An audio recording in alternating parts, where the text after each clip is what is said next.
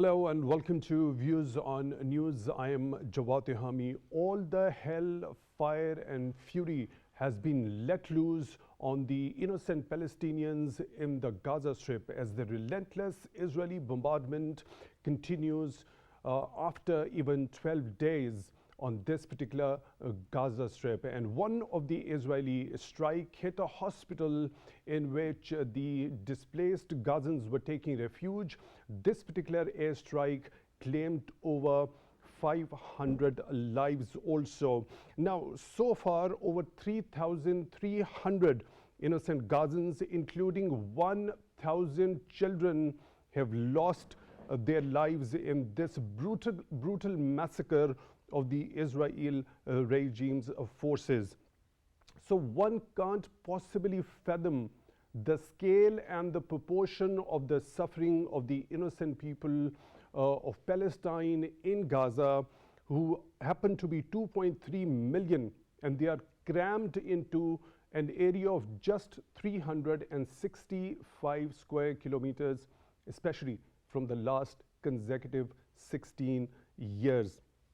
Now, when we specifically talk about this particular strike by Israel on a hospital in Gaza that claimed the lives of 500 people, it drew the condemnation from all across, from all the world leadership, but with some exceptions.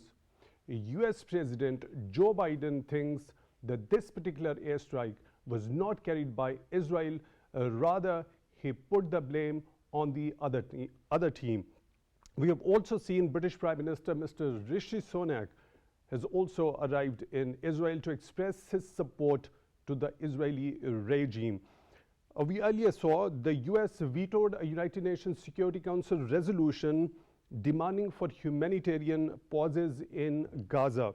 Meanwhile, in an extraordinary meeting, the Organization of Islamic Cooperation released a joint communique and urged for an immediate cessation of hostilities and lifting of siege and the provision of humanitarian aid.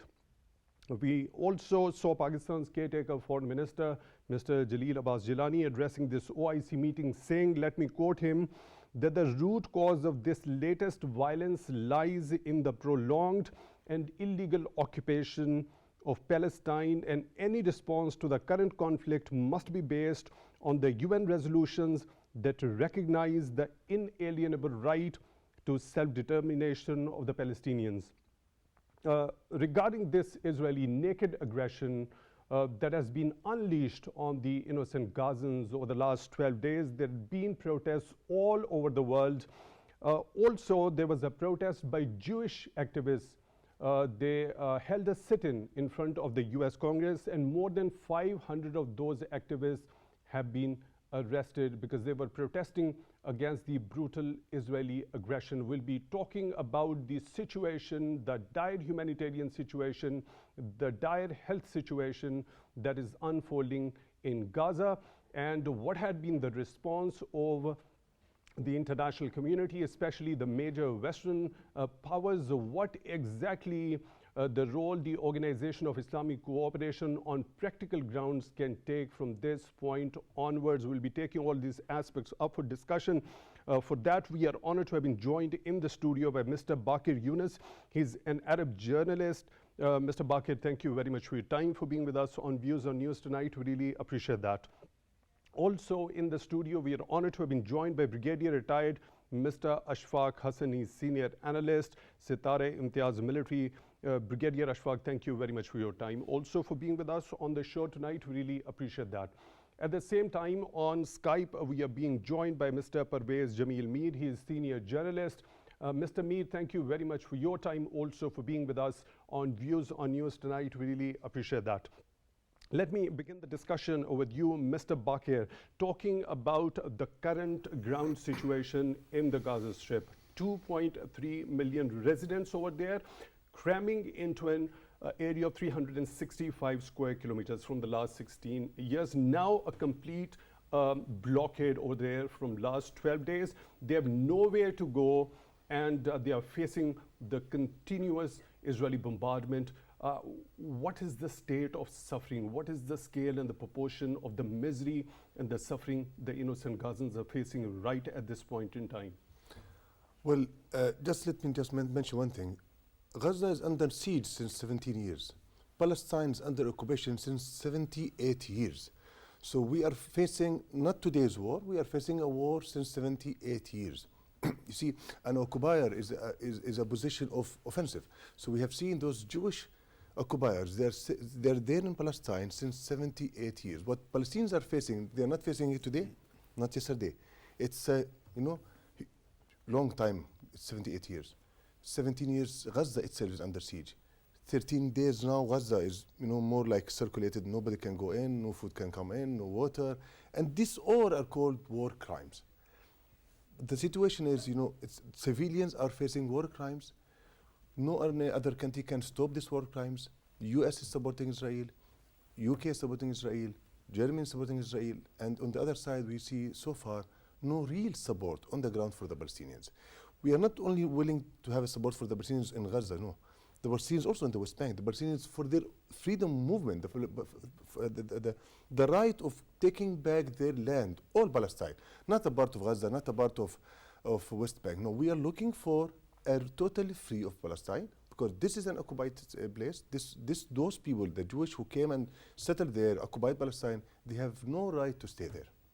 Right, Brigadier Ashfaq, your take regarding as people in Gaza are continuously suffering at the hands of the brutal Israeli aggression, especially after that surprise incursion by the Hamas, the Palestinian resistance group. I'm short of words to explain the situation in the Gaza, particularly what happened after that, what happened in the hospital. I've just read the statement of a doctor who is operating in the Gaza. He said, we are operating without giving anesthesia to the patients. I think there's nothing beyond and nothing ahead of that. The situation is so grim and precarious in the Gaza. He said, we are only operating and treating those patients who can walk and live across. Remaining patients we have left to die. I'm at least speechless. My heart is bleeding. The international community and of course the Muslim community particularly is not forthcoming that much, which we are expecting to come and play their part in situ. Now the question is why the situation is like this? Because there is a thin line. The West has divided the humanity into two parts. They said the Muslim humanity has a different pros and cons, and they have a different meanings, and the Christian and the Jews humanity has a different meanings. If one Jew or a Christian kills, the whole of the West and America comes and they make a hue and cry and stage demonstration against them. But what's happening with the Muslims across the thousands of kids and the women are being killed without anything. They're short of ration, they're short of food, they're short of medicine, they're short of electricity. They are not under siege, they're living closer to the graves, and they can be sent into the graves anytime. I think the humanity has questions, and the question is very silent. Nobody can answer these questions. We have a lot of hope from the Muslims, and there was an OIC going on, the Executive Committee meeting. But let me say, instead of coming the tangible and the physical actions to go for the rescue of the Muslims of Gaza and the Palestine, only a statement came in. The statement at this juncture will not play a part and will not force the Europe, USA and the Israel to go for a ceasefire. We need to go for tangible actions and the physical actions, and we have to accelerate our exterior maneuver and in connections with the China and the Russia and of course the other European countries, so that first of all the ceasefire should take place and the aid, food and the other things and the medicine should be supplied to the Gaza people. So, Brigadier Ashfaq, when you talk about the tangible actions, what possible tangible First actions? of all, I do not suggest that we should get together and go for attack on Israel, or the Muslims should formulate an army, or we should open up a different kind of a situation for the Israel. First of all, what we need to do is the tangible actions The Muslim countries should sit together and withdraw all kind of diplomatic relations with Israel. I think this would be very strongest message for the Israel and for their handlers also. If we do that, then the situation will improve. Obviously, this will be a setback for the Israel and for the international community also, because efforts were being made to go for a negotiation and of course recognize the Israel. But if the Muslim countries do that, then the situation will be different altogether. This will force the Israel and of course the USA and the European countries to table a resolution into the United Nations and go for a ceasefire in the first place and then go for a settlement of the issue. Right, let me proceed to Mr. Parvez Jamil Mir. Mr. Parvez Jamil Mir, when we talk about the role and the responsibility of the Muslim countries collectively, we saw the extraordinary meeting at the level of foreign ministers held at OIC, condemning the brutal Israeli aggression, also urging the countries to go for immediate cessation of hostilities and the lifting of siege and provision of humanitarian aid. Brigadier Ashfaq is of the view there hasn't been any sort of a tangible action when it comes to the collective responsibility of the Muslim countries in particular. What sort of tangible actions at this point in time do you think the Muslim countries can take? Well, look, the Muslim countries, I'm sorry to say, just are offering lip service. It's as simple as that. Yet we have seen over 700,000 Palestinians go away and move in, in the adjoining countries like Jordan, like Egypt, like Syria. They've been, they've settled there. And today, what we're seeing is a technical genocide of the people of Palestine. We had a 93 treaty. What happened with Egypt? Peace treaty after 30 years of hostility. Then 94, a peace treaty with Jordan. And then in 2002, what happened after that? Nothing else. And we are continuing. And it is today, 2023? After 2014, we have been at a loggerheads and no talks on peace. So Hamas, after 7 decades of conflict between Israel and Palestine, retaliated because they are in an open prison. They are suffering the worst kind of inhuman treatment. One can even compare it with India.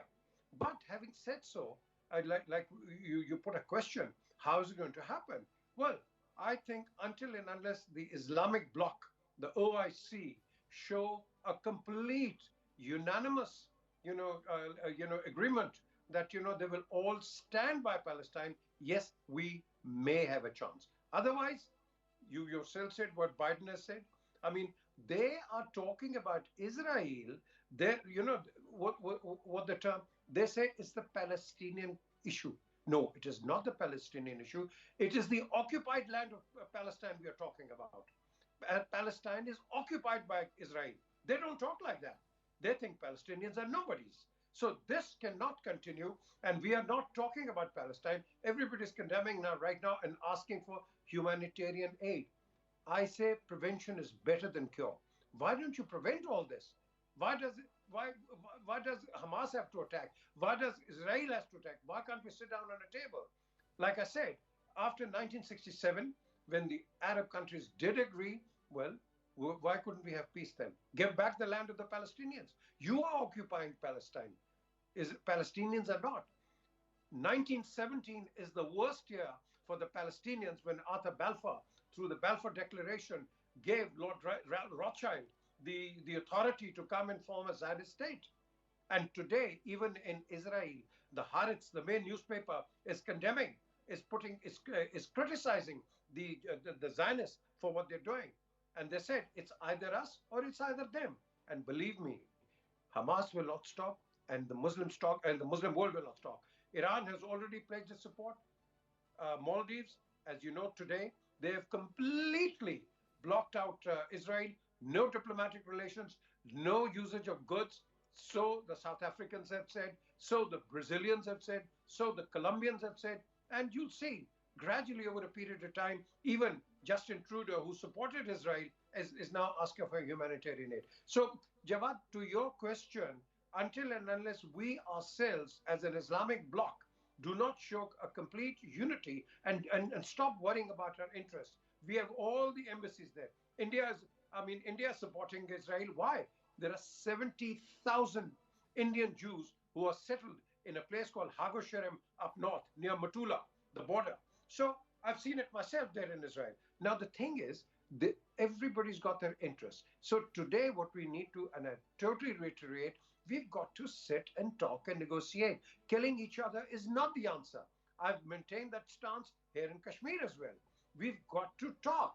And if people don't talk, believe me, one day or the other, this is the seventh latest conflict. Trust me, there'll be a plenty more. How many people will you kill? You'll kill entire population of Palestinians. It won't happen. Then I fear, as what perhaps President Putin has said, that he wants to negotiate. Believe me, if these negotiations don't succeed, we are risking a bigger scale of war in the area.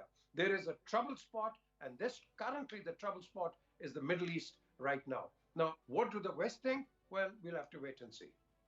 Right, Mr. Mir, when we talk about, as you mentioned, the Colombians have talked about, they've already expelled the Israeli envoy regarding this particular matter. As you mentioned, the South Africans as well as the Brazilians are talking on the same line. When we specifically talk about those Muslim countries which have already given recognition to Israel, how do you think it is doable for them to expel the diplomatic staff from their country as a first step to register their strong protest to this brutal Israeli aggression? Jawad, recognition doesn't mean anything. I mean, we have recognized the United States of America, which have, they're famous for the Red Indian genocide. We still have done that. We have recognized Australia, genocide of the Aborigines. We accept that. The thing is, today, in this modern day current world, what we need to do is respect each other on mutual what they call mutual understanding, where we are not doing it. Right now, as what we are talking on, the Palestinians, we are not seeing Palestinians as humans. Now, President Biden says, there has to be a Palestinian Authority. Well, Hamas is the Palestinian Authority. They are fighting for Palestine. So who do you think they are?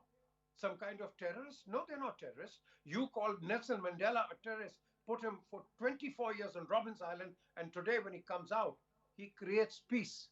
So what about Hamas? Of course, they'll be willing to sit down. They were willing to sit down. I mean, I took an interview of Shimon Peres, who's the prime minister in Tel Aviv, and I said, Mr. Peres, in Israel, you are supposed to be a person who wanted to bring peace with Yasser Arafat. You both got Nobel Peace Prize. But having said so, what can Shimon Peres do?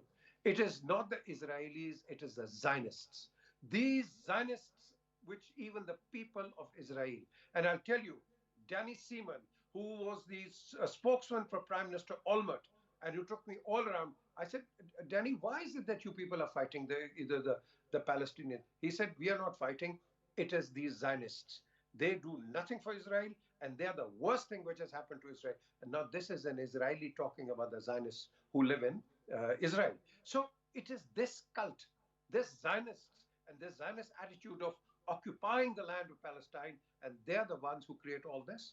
They're the ones who fund all this. So where do you go? So I think what we need to do is, basically get into grips with it. I mean, President Biden has to accept the Palestinian Authority is there. Hamas is a wing of the Palestinian Authority, and it will fight like anybody else. I mean, in Kashmir, they don't talk about that. All of a sudden, everybody's coming out. We've had more casualties in Kashmir. Why don't they talk about that? What about the genocide? What about the killing of Kashmiri women, with pregnant women with bayonets? I've seen it. So why don't they talk about it? Where is the humanity? Where is the humanitarian, your respect for life? Is the blood of the Kashmiri different? Is the blood of the Palestinian different? Why? Why are these two longest, living conflicts in the modern day contemporary world not being resolved? Because everybody has an interest. Everybody has an interest, and we've got to keep this interest out of the way and save the lives of right now what we're talking about, the Palestinians, and of course the lives of the Kashmiris. We've got to do it but we've got to take a unified and a very, very strong stance. And that has to be in the United Nations. Now, we talk about United Nations, 1947 resolutions. What does Israel, recognize on that? What does Israel or United Nations recognize on the 1947, of the Accords or the Kashmir issue? United Nations is a toughness body. I think we can make OIC a strong body by lobbying in between and saying, please, if you are humans, look after the interests of Palestinians right now, because if you don't, tomorrow these same people will come after you. Believe me, they will do it. They've done it. They've already done it. You've seen what they did to Saddam. You've seen what they did to Shah of Iran. You've seen what they did to all the other Middle Eastern leaders, Hafiz al-Assad and Gaddafi and all. This is what they've done. You tell me, do they leave Middle East in peace? No, they don't. It is their interest. Their interest is that the Middle East must not get stronger. And to create a conflict in that area, well, you've got a very good line here on the Palestinians. So let's, avoid that, sit down, negotiate, and talk final. Because if we don't talk final, we will be repeating this after 2 years, 3 years, 4 years, and it'll continue. So how long are we going to continue killing people? Remember, the children you kill today and the parents you kill today, their descendants will take up this fight. They will not stop. So do you want this world to live in a state of bloodshed, or do you want to live in this world of even which the Israelis are saying they want peace? Israelis, not the Zionists. Israelis want peace, but today nobody's taking an interest. As I said earlier on, it's all lip service. We're all talking, but nothing is happening. They're ready for a major offensive. So what are they going to do? Drag them into the Mediterranean? What happens then? They've stopped, the borders are closed. They can't get out. Yeah, for God's sakes, look, have some humanity, have some, compassion for life. Right. But I'm sorry, Jawad, none of them have it. It's all lip service. Right. Mr. Mir, I seek your pardon for the interjection over here. As you have to leave earlier, I would try to seize this opportunity to ask you one final question. After this extraordinary meeting of the Organization of Islamic Cooperation, it has recommended the United Nations to dispatch an international protection force to stop these brutalities on the part of Israelis. What's your understanding of that? It is not brutality. It is cold-blooded murder. When you bomb civilians who are just civilians, when you kill them, that is. I mean, the brutality. The word brutality is a very timid one. It's genocide. It's murder, and it is a war crime. Believe me. And to stop this, yes, if the OIC really has any teeth in it, well, they've got to get up and really show it. I would say today is a time the entire humanitarian population of the world, it doesn't matter what religion, they should come out on the streets and demonstrate peacefully and let the international powers know that the world is against these atrocities. The world is against these brutalities. The world is against these injustices which we seeing in this modern day world. I think enough is enough. 70 years of torture and humiliation of these people. I saw, as perhaps you might have seen, an Israeli, urinating on a dead body of a Palestine. For God's sakes, is that human? Is that human? No, it cannot continue. You've seen bodies of men dying with the little children on their side, being blasted out. Are these the visuals which we need to be seeing? Are these the visuals which we carry on? You mentioned German support. Germany is guilty of what it did to the Jews. We all disagree with it. What they did to the Jews, well, the Jews are now the Zionists are now repeating the same against the Palestinians. So Germany is basically, in a state of shame that they have to come along and justify the support. How could you do that? Wrong is wrong, right is right. Support what is right. Don't support what is not right. And these international countries, really, I mean, giving them aid and then killing them in return, well, that is not the answer. What you said earlier on, OIC has to come out very, very strongly, and Pakistan has to take the same step as perhaps what the Maldives have done, what the Colombians, the Brazilians, and what any other country have done. So we've got to do it. Iran is our neighbor. They've already pledged 2.5 million people to go out and fight. What if they start doing it? What then? What next? Believe me, they won't be in Israel. Trust me, they won't. So if the Americans want to come in, well, the Russians will come in as well. So will the Chinese. So what will the Americans do then? Are we going for a world conflict or are we going for a world peace? These are the two options we have right now. Mr. Parvez Jamil, senior journalist, joining us on Skype. Thank you very much for being with us on the show tonight. Really appreciate that. Mr. Bakir, now this recommendation by OIC to the United Nations of dispatching an international protection force to stop this Israeli aggression, is it doable? Well, let's see now. If this will happen, it might, it's still under, what you can say, consideration. What's happening right now, that the fire, the airstrikes are still going on Gaza. So the OIC, they're still studying this proposal. They're still, working on something, but yet nothing on the ground. So till then, let's see if this will be doable or not. But the situation now is a very urgent situation, a very critical situation. The Israeli airstrikes are continuously going on Gaza. There is no way out. There is no electricity, as I say, no water, no food supply. So those people are to be killed soon. What I think that situation, there should be a more practical, solution, more practical act from the Muslim countries. We have number of Muslim countries. We have Pakistan, Iran, Indonesia, Malaysia, Saudi Arabia, Gulf countries, Africa countries, a lot of Muslim countries. But we don't have any practical thing on the ground, and that's what we are missing actually. We have seen the Americans coming, visiting Israel. We have seen the UK coming, visiting Israel. We have seen the Americans move their the ship carrier of the aircraft to near to Gaza. So the whole world is moving against the Palestinian Gaza. The whole world is moving to stop people from asking their right, from moving for their own right, from moving for freeing their own land. But we are not seeing anything from the other side. I think this lack, what we are lacking is huge. We have a huge number of Muslim countries, but we don't have anything, anything on the ground by the Muslim countries. So, Brigadier Ashfaq, is it doable for the Muslim countries to have such a promotion as is being seen from the Western countries, as Mr. Bakir has just alluded to?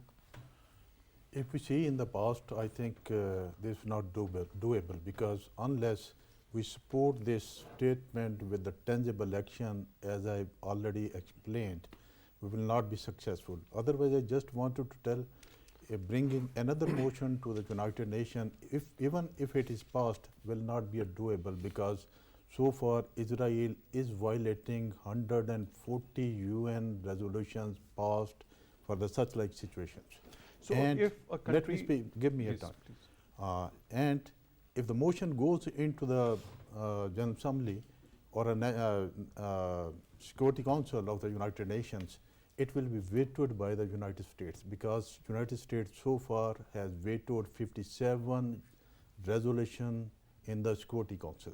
Therefore, we need to first of all prepare a foundation, and after preparing the foundation, then we can put across this demand along with the tangible measures taking at our side, and of course using our exterior maneuver, taking into confidence the China and Russia. That is most important.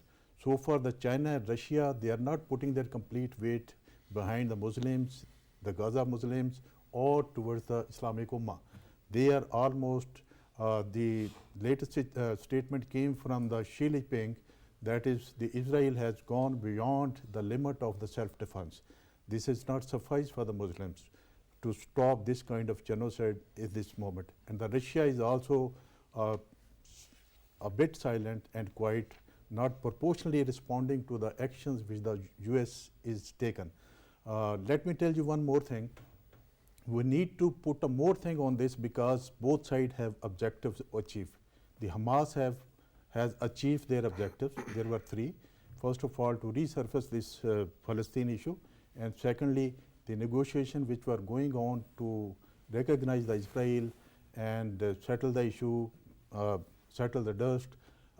That was just to foil that, and the third was just to teach Israel a lesson that they are not a state that which cannot be breached and attacked. They have achieved all three objectives. Now the Israel has set an objective for themselves also.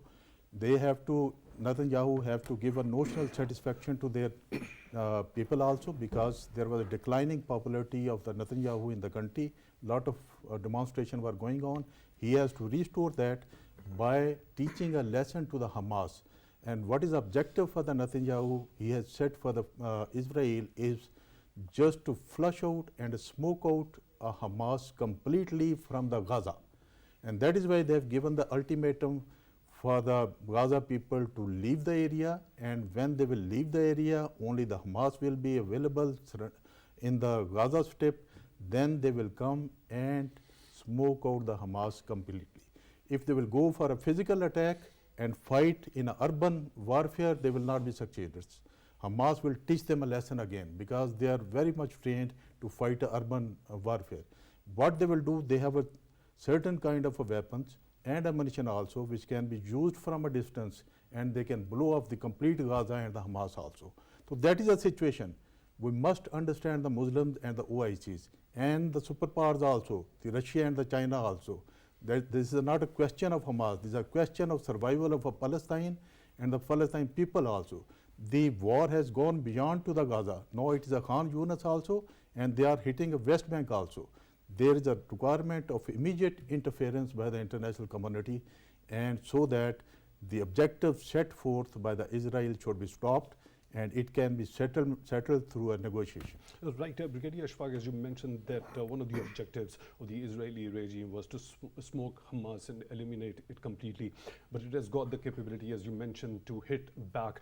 Now, there were certain objectives which you have mentioned regarding Hamas after this particular surprise incursion. Do you think somewhere after the kind of damage and destruction that we are witnessing, the innocent people in Gaza are going through at this point in time, do you think there was any sort of miscalculation before going for such incursion on the part of Hamas, and they didn't calculate the repercussions afterwards? As a military planner, I would say that when you go for war, you plan everything basing on the environment. The regional environments, international environments, and of course the backlash also, and your response and the counter response also. I would not say the Hamas is that much foolish. They have not calculated everything. I think everything would have been calculated at this moment, and they should show their cards, and they must show their cards what they have planned to counter the counter strategy of the Israel. Let me tell you that there are two ways to control the conflict. First of all, the conflict resolution, and then the conflict management. The conflict resolution stage is over now after 73. The conflict would have been resolved by force, by using the force, and when the three Islamic countries attacked the Israel and they lost that opportunity, now there is only one option available, that is the conflict management, because Israel is a multi-might, and you can't win the war from the Israel by using the weapons and the force. Management, how you can use the management? By using your available resources and the power and your position in the community of the nations. The Arabs have a power, the Arabs have a resources also, they have energy resources, everything, and they have a sea also, not the Pakistan. Pakistan only have a weapon and the nuclear weapons. What we did, we paid our part, and we tested the Ababil missile, giving a message to the Israel and the West and everybody that we are capable of hitting a target at a distance, and we can do that if there is a situation arises. Now, for the conflict management, they have to use their power, their resources, and of course, their relation with the international powers. Then they can go for the conflict management. Otherwise, this conflict cannot be managed. It can be imposed, enforced, and till the time the objectives of the Israel and the West and the America are not achieved inside the Palestine and the Gaza Strip, they will not stop this war. Right, Mr. Bakir, now when we specifically talk about the situation of children over there in Gaza, so far, as per reports, 1,000 children have been killed. So if one of the objectives of the Israeli regime was to smoke Hamas and eliminate it completely, so the question naturally arises, were those 1,000 children Hamas operatives? Actually, what the Israelis try to do is they want to let the people of Gaza themselves go against Hamas by killing those children. So they think that if they kill the children, then the people will come stand and say, "What? This all happened because of Hamas, and so let Hamas go out from Gaza." This one, they had this one calculation. The other one was they thought that killing the children will let Hamas say, okay, you are killing our children, we can't defend them, so we are surrendering. Both these things will not happen, because actually, see, what Hamas did, or what is Hamas actually? Hamas is not something, you know, isolated or separated from the Palestinians. There is different groups in Palestine. Each group try to achieve one thing, and that is free Palestine. They are trying to free Palestine from the Jewish. They are trying to free Palestine from the occupation. They are trying to protect the holy mosque, Al-Aqsa, from the Jewish settlers, from the desecration which is happening. They are trying to, you know, stop all this problem which is actually occurring because of the occupation. You see, Palestine is not a big country. It doesn't have much resources. It doesn't have, you can say, like things to be fight for. What is the main thing that makes Palestine have this much value is the holy places. So for us, for the Muslims, it have the Qibla Awal, it have Masjid Al-Aqsa, which is, you know, the Qibla Awal for Muslims. So for this, Hamas stood fight. For this, the Palestinians themselves fights as well. What Hamas did in 7th of October was an attack. But what the other Gazan people did was actually following that attack, because everybody wants to have their land back. It's not only Hamas want to have Palestine, they want to have their land back. No, all, you know, every Palestinian want to have his land. I'm a Palestinian, I want to have my land back. So it's not something surprising that you want to have your land back. I mean, it's something very, you know, normal. It's a common sense that if a person have his property, have his land, house being taken in illegal way, he want to have it back. So that's what's happening. So this movement, it haven't started today, by the way. It started since the occupation. Hamas, or what other names, there was Fatah, there's Hamas, there's many other groups. There's Jihad Islami. These groups are not actually, what you can say, like a different segment of Palestine. No, it is actually a part of Palestine. These are the Palestinians. They are fighting for their life.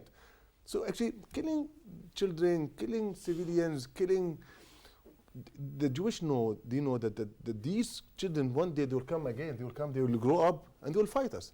You see the soldier of Hamas now, or of Al-Jihad or Fatah, who's actually 20 years old or 15 years old, 16 years old, 30 years old, he was also born in Palestine. So he was raised under the occupation, and he refused the occupation. He's ready to fight to get his land back. So you know, if those children also should be killed, because those children will grow up again and they will again ask for their land, for their right, and they'll again fight the Jewish. So it will never settle in this way. There's only one solution for this problem. The only solution is that the occupation have to end. Accepting 1976 border, accepting the two-state solution, accepting this and that, no, this will not work.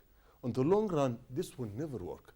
Because again, I'm saying, this is our land, this is the Palestinian land, this is the Muslim lands. We would never give it to the Jewish. So, okay, Brigadier Ashfaq has earlier mentioned that the Muslim world lost an opportunity of conflict resolution. Now there can only be conflict management. What's your understanding of that? See, conflict management means what? Like controlling what's happening, asking the Jewish not to hit civilians but hit other places? Is this what, you know, the meaning comes? No. This again, it's a part of war. What's happening is a war. It's a genocide. It's an open war on civilians. See, the Israelis have this mentality that the Palestinians should live in a way that they don't have even an arm to ask for the right. They don't have a way to ask for that. They don't have the right even to reach to their own water, to their own resources, to live. So see, management of fire, management of conflict, do this, do that, that will never work.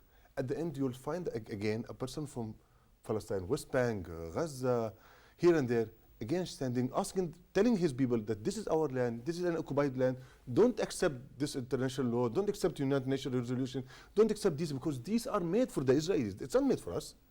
The United Nations resolutions are not made for us. The two-state, solution also not made for us. These are made for them to survive. It's not for us. We actually, we have survived 78 years. We will survive now. And see what's happening now, it will never come, you know, to the worst situation for the Palestinians. No, it actually will all reply back to them. So, so what about, given the fact that Israel is such a big military might, and it has got the support of the major Western powers also, so what about the viability of two-state solution?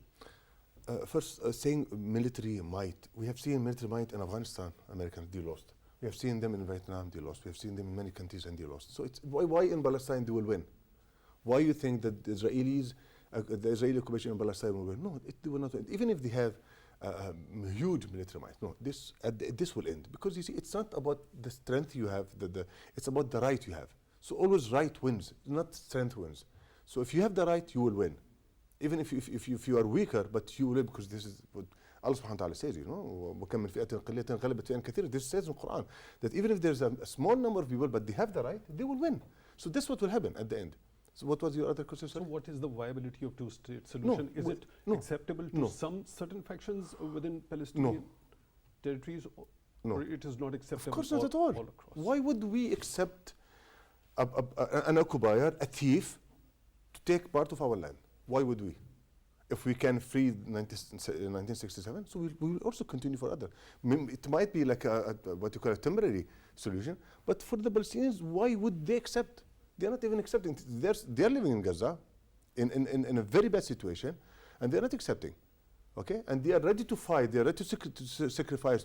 This is a huge sacrifice. So don't you think this particular non-acceptance on the part of the Palestinian groups of this two-state solution, it will lead into a perpetual deadlock between the two sides, and this particular war will continue for a very long time? It's better to die than to be occupied. It's better to die, you know, with honor, not to be occupied and under an Israeli occupation. Bakir, Ashfaq, your take regarding that? I think at this moment, when the Israel has become a multi-might and of course a power in the region also, and the superpower and the other European powers are also supporting them, you see the strategy of deterrence adopted by the America on this conflict right now. The strategy of deterrence defines that first of all you go for a brinksmanship to subdue your enemy, and if that does not work, then you go for a posturing. The brinksmanship did not work because the strong statement came from the Iran also and from the neighboring countries also. There can be other frontier also, and they can interfere in the conflict. That would be a deadly, in fact, and threat to the Israel. The one step ahead taken by the US, that is a posturing in the strategy of deterrence. The posturing means you go move physically some part of your forces or a diplomatic maneuver again to threat your enemy. And they're successful. Biden said he will deploy 2,000 American Marines and of course move the aircraft carrier and the cruiser also inside. The carrier has 75 aircraft. They're augmenting the air power also by employing the F-35 and the F-16 and F-15 also. So they have got an upper edge as far as the balance of power in the region is concerned, the force is concerned. When they have an upper edge on that, why they should accept all your demands and bend upon their knees and accept the agreement on your terms? Now the situation in the region and of course in the world is as such, and if in this situation the all Islamic Ummah would have been behind the Palestinians also and declaring that they will declare a war and withdraw all diplomatic relations from the Israel also, then the situation would have been a different. No, it's a different. You do not have that much of power behind you. Therefore, you need to have an agreement on a win-win may be a situation. Win-win can't be that you should get all your land back. Win-win should be a two-state solution, because it has been agreed by the Saudi Arabia and all Arab countries. It has been agreed in the UN, United Nations Security Council and the General Council also. I think it has been agreed by the many of the Palestinians also. So therefore, you can go for a win-win. You can't go for only a win. Nobody will allow you to get a win when they are a multi-might, when they are economic might, and when they are saying, when they have upper edge on you. So therefore, for the settlement and the peace and prosperity in the area, and the peace and for the peace for your children in the future coming children and a good life for the children, I think win-win should be debated and adopted. That leads us to understand that it should be coexistence. Coexistence. Mr. Bakir, isn't coexistence the real solution to achieve lasting peace in the region? No, it will never be. It will never be. You see, make any, go to the history, see if there's any occupier lived and the occupied people have accepted the occupier. Did it happen anywhere? No. Did the Afghans accept it? No.